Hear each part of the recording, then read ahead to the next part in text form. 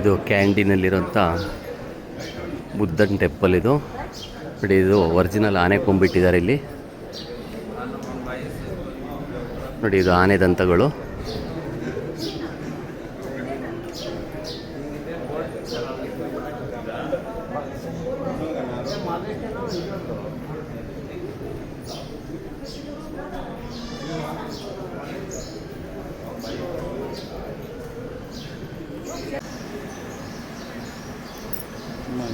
ಬುದ್ಧನ ಒರಿಜಿನಲ್ ಹಲ್ಲಿದೆ ಈ ಟೆಂಪಲ್ ಒಳಗಡೆ. ಅದು ಚಿನ್ನದ ಗೋಪುರದೊಳಗೆ ಇಟ್ಟಿದ್ದಾರೆ ಅದನ್ನು.